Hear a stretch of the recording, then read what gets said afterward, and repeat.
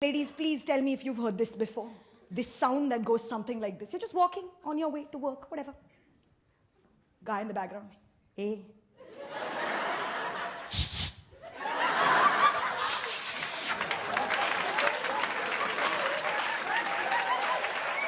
I think people still get confused and don't know how to classify a woman that will speak her mind, will not be afraid of being wrong, will not be afraid to occupy space, will not be afraid to express her opinion.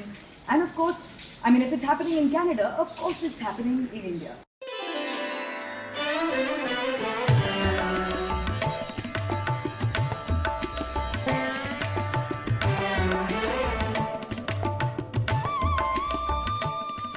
I had a gentleman come up to me afterwards and say, that was really funny and what a great job you've done. But listen, are you going to sort of, like, do your parents know you're doing this? And if so, do they intend to find you a nice guy?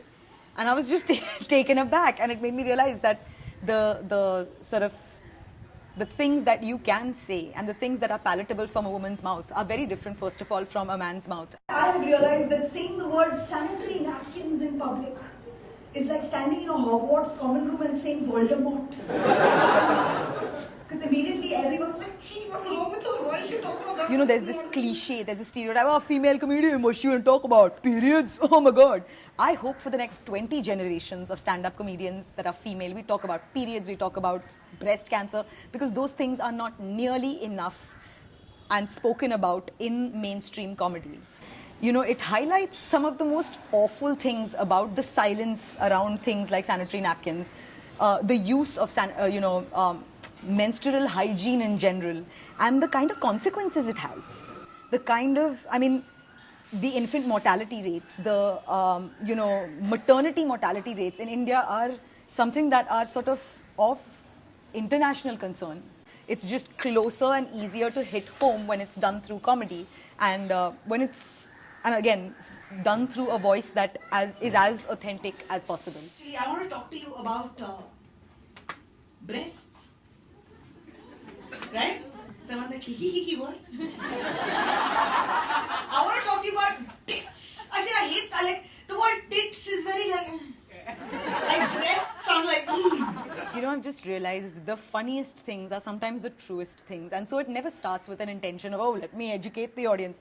Please, audience goes to school for education. They come to stand-up comedy for laughs. And for me, the objective has always been, let's get a laugh first. And if it makes people think after that,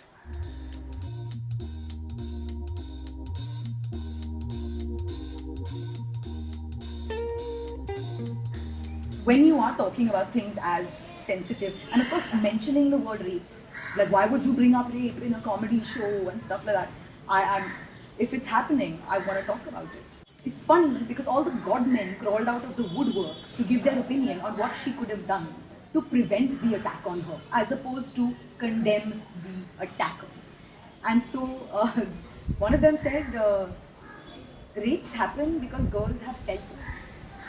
Because girls are too much on their cell phones, and that's why they are getting raped all the time. And I said, well, in fact, I think it kind of helps out. The absurdity of the things that are being said right now in regards to the role of women in Indian society is just high up there. Like, a lot of these punchlines we don't have to write. They are just news headlines. It's pretty great.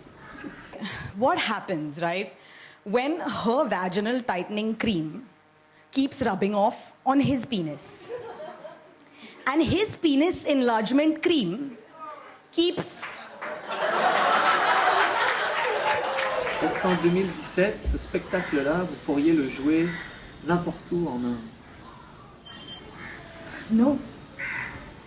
I've actually had incidents where, and it wasn't very far from here, it was actually at a gig 15 minutes away from my house. Everyone who was in that audience was a fairly urban, well-educated crowd. And after the show, this gentleman came and started yelling at me, and he was like, how dare you say all this stuff in front of my wife? And I was like, oh wait, I offended your wife, and so you came to fight with me? And I think he was drunk enough, which is again one of the perks of the job, is that you have to deal with a bunch of drunk dudes who are over-entitled beyond comprehension. And he tried to spit at me. Luckily, luckily he was drunk enough that I think he reeled it back in, like he was like to really project it out. But I think he lost in the projection bit, so he just went and then he just fell all over himself.